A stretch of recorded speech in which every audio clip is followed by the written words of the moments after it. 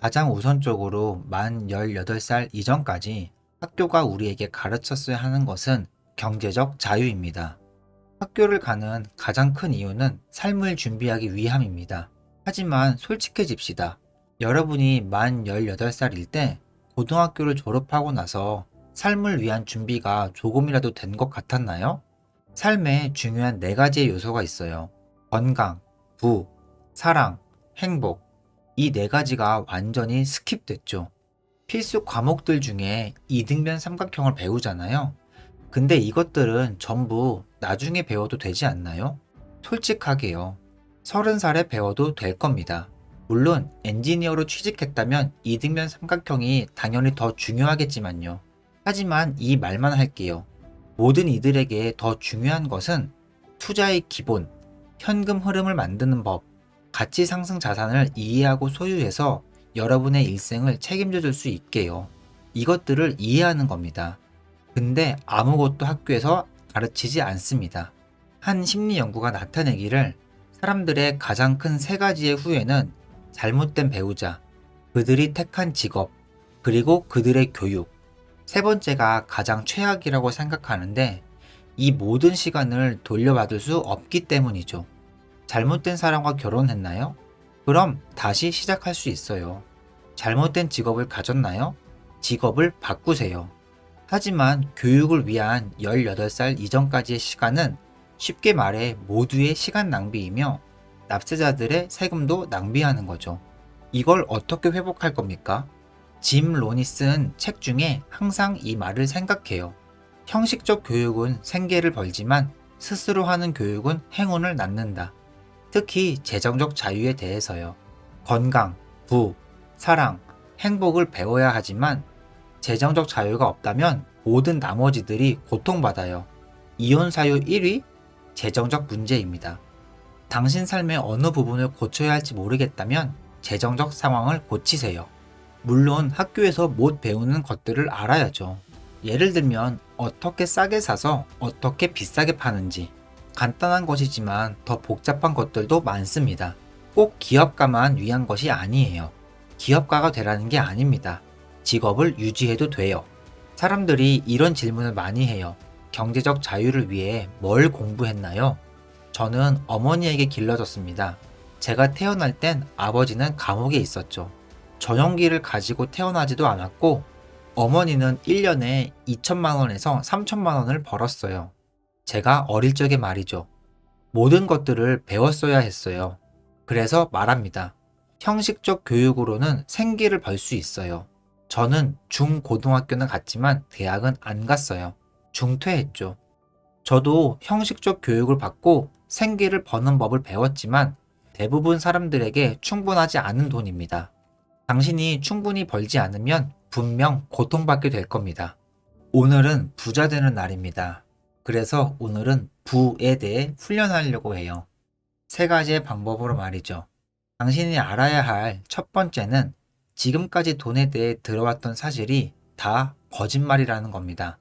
그러니까 진짜 돈을 벌고 싶으면 생각을 좀 바꿀 필요가 있어요.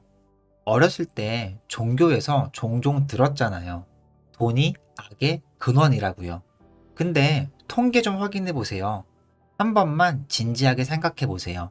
찢어지게 가난한 나라에서는 범죄가 엄청 많이 일어나고 부당 거래도 진짜 많이 일어나죠.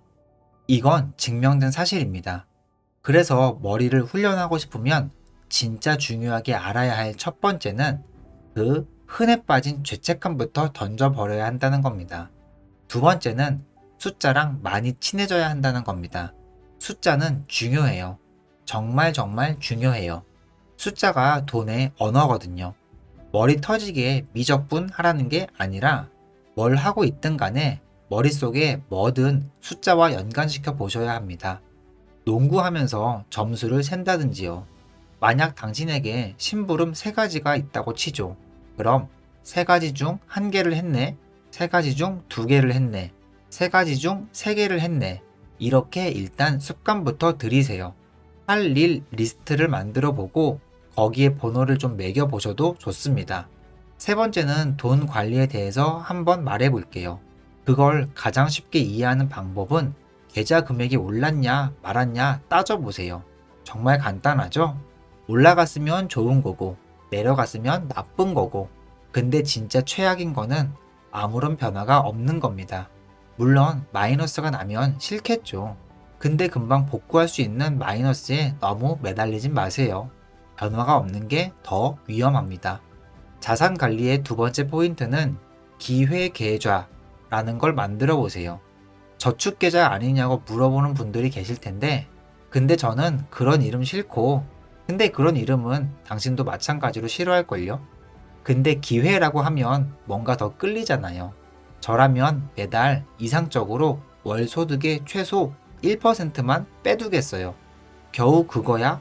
하는 소리가 여기까지 들리는데, 일단 부담 없이 시작하는 게 중요한 겁니다. 그리고 이 세 번째가 중요한데, 이번엔 월 소득의 3%만 빼서 검증된 곳에 재투자하세요. 그게 뭐냐고요?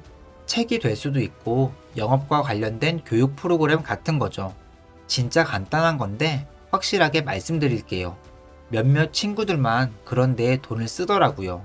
근데 이 간단한 것조차 안 하죠? 그렇다면 당신은 그냥 답이 없는 걸 수도 있습니다. 하지만 일단 해보시면 다를 수 있으니까 일단 해보세요. 근데 이 간단한 것조차 안 하면 당신은 그냥 답이 없는 겁니다. 그러니까 사소한 거라도 간단한 거라도 일단 해보세요. 꼼수를 알려줄게요. 가장 많이 듣는 질문에 대해 말해보죠. 하이, 루틴 좀 알려줘요. 업무들을 어떻게 끝내죠? 일생 끝에 되돌아볼 때 더 많은 일들을 끝낼 수 있었다면 얼마나 인생이 더 나아졌을까요? 간단하죠? 어떻게 일들을 끝내는지. 흔하지 않은 것을 다루어 볼 겁니다. 꼼수 같은 거랑 친하지는 않지만 제가 아는 최고 중 하나를 알려주죠. 꼼수는 바로 이겁니다. 당신이 해야 할 것은 자가 점검입니다. 스스로 스틱 어빌리티 요소를 보세요. 여기서 스틱 어빌리티는 인내, 끈기, 머릿속에 박혀서 잊혀지지 않는 기억 또는 생각을 말해요. 이 스틱 어빌리티를 좋은 뜻으로 바라보지 말아보세요. 높은 스틱 어빌리티는 아무것도 못 끝낸다는 뜻도 돼요. 한번 저의 비서에게 부탁을 했죠. 아이패드 주문을 부탁했어요.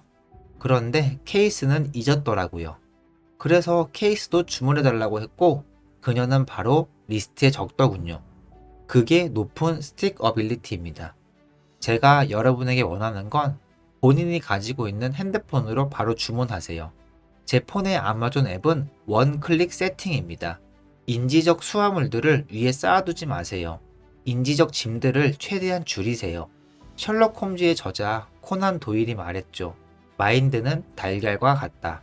안에 무엇을 넣든 언젠가 꽉 차게 되고 새로운 것들을 넣을 수 없어요. 워렌 버핏이 말했죠. 좋은 무언가를 드리기 위해 어떤 것을 내보내 자리를 마련해야 한다. 여러분이 매일 하루를 시작할 때 의식적으로 쌓인 것들이 많으면 비효율적이게 될 겁니다.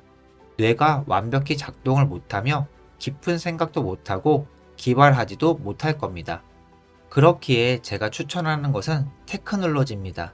테크놀로지는 많은 도움이 될 겁니다. 더 효율적으로 돼서 일들을 끝내세요. 핸드폰 어플을 쓰면서요. 가장 쉬운 예로는 아마존 원클릭. 신용카드를 입력해 놓으면 한 번 클릭으로 끝납니다. 제가 책을 고를 때 리스트에도 안 적어요. 그냥 사요. 바로. 하루 종일 이러긴 싫겠죠. 12시간씩 말이죠. 계속 집중을 못하고 주된 일이 있으면 집중을 해야죠. 아마존 설립자 제프 베조스의 어릴 적 얘기를 해볼게요. 그는 몬테소리 학교를 다녔는데 의자에 앉힌 다음 교대로 돌아갔어요. 그는 엄청 집중적이었죠. 그만하라고 어깨를 치지도 못했어요. 색칠 공부를 하고 있을 때 말이죠. 그래서 의자를 들어서 이동시켜야 했죠. 그는 극도로 집중적이었습니다. 그러니 적절한 시기를 알아야 합니다. 모든 것에 적절한 타이밍이 있죠. 아주 집중해야 할 때를 아는 겁니다. 제 리스트는 3개를 넘지 않아요. 보관용 리스트를 만들곤 했지만 더 이상 하지 않죠. 저는 이제 좀 럭셔리해지고 사업도 성공적이고 절 도와주는 비서들에게 맡기지만 결국 핵심은 일을 끝낼 수 있는 스틱 어빌리티입니다. 여러분에게 할 일이 닥쳤을 때 차 오일 교체라든가 혹은 책 구매, 장 보기, 감사 노트 쓰기 등 이것들을 그냥 빨리 끝내버려요. 가능한 빨리요. 이런 말이 있어요. 지금 할 수 있는 일을 내일로 미루지 마라. 5일 챌린지를 해보세요. 다음 5일간의 챌린지예요. 누군가 당신에게 시키는 어떤 것이든 바로 해버려요. 균형 맞추는 법도 배워야죠. 이것만 너무 하면 제프 베조스와 같은 집중을 위한 시간이 없을 수 있어요. 이메일을 받으면 읽고 놔두지 말고 바로 답장을 보내요. 아니면 행정상의 결정을 내리세요. 중요하지 않은 일 보관함으로 넣어요. 그 다음은 원띵의 내용하고 비슷하지만 이건 그 이상입니다. 잘 공유하지 않는 걸 알려주는 겁니다. 무언가 공격하는 법을 안다면 알렉산더 대왕을 말해보죠. 19살 때부터 세계를 정복했어요. 그는 죽는 31살까지 그때까지 알려진 땅들을 정복했죠. 원하는 것들을 공격적으로 나아가면서 이루어냈습니다. 스탠포드는 이 개념을 행동 성향이라 불립니다. 우린 선택권이 있어요. 당신 앞에 이메일이 왔으면 답장해? 말아? 그냥 답장해요. 그 다음으로 이동하세요. 끝난 건 뒤로 두세요. 뜨거운 감자를 생각해봐요. 뜨거운 감자. 가지고 있기 싫죠? 억만장자 워렌 버핏은 행정적 결단을 내릴 수 있어요. 아주 빠르게요. 당신이 그에게 가서 당신 사업이 얼마만큼 팔고 버는지 말하면 바로 그 자리에서 말할 겁니다. 좋은 딜인지 아닌지를요. 한 달 동안 생각 좀 해볼게 라고 절대 얘기 안 할 겁니다. 물론 시간을 가지고 고려해야 할 경우는 많지만 머릿속에 할 일들을 적재하지 않는 능력이 당신 삶에 직접적인 영향을 줄 능력과 연관됩니다. 5일 챌린지를 줄게요. 스틱 어빌리티가 아닙니다. 그만 기다리고 행정적 결단을 내리세요. 당신이 고려해야 할 사항이 부족하다면 전 미 국무장관 파월이 말했죠. 4070 법칙. 그는 최소 40%의 정보를 얻기 전에 결단을 안 내렸어요. 하지만 정보가 40%에서 70% 사이라면 70% 이상 기다리지 않았어요. 그건 너무 오래 기다리는 것이라 했죠. 가끔 대학생들 맥주 마실 때 와인처럼 홀짝홀짝 마시잖아요. 그런데 몇몇은 단련을 해서 한 번에 넘겨버리죠. 5초 만에요. 스스로를 더 강하게 단련할 수 있어요. 그게 당신 삶에서 요구되는 겁니다. 어떻게 더 집어넣던지 배워야 해요. 해야 할 목록들이 있고 그 리스트 수행에 한 달이 걸렸다면 하루 만에 해보세요. 하루. 타이, 그건 불가능해요. 아니, 가능합니다. 불가능이 뭔지 알아요? 지금 헬렌 켈러의 책을 읽고 있는데 그녀는 시야도 잃고 말도 못했어요. 하지만 세상을 바꿨고 책도 썼습니다. 이게 어려운 겁니다. 이게 일생의 역경이죠. 간단한 리스트들을 끝내는 건 일도 아닙니다. 결단을 내려요. 그걸 향해 나아가세요. 실수도 할 겁니다. 몇 초 만에 일생을 바꿀 선택은 못하겠지만 심지어 가끔은 그런 상황도 있을 거예요. 오늘 운동을 해야 한다면 헬스장에 내일이라고 하지 마세요. 여러분은 지금 할 수 있어요. 당장이요.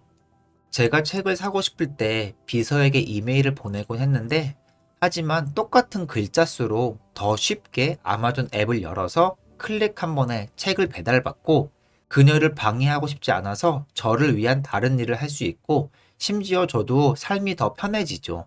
비서에게 계속 물어볼 필요도 없고 책도 더 빨리 오죠. 입력하는 글자 수도 더 적어요.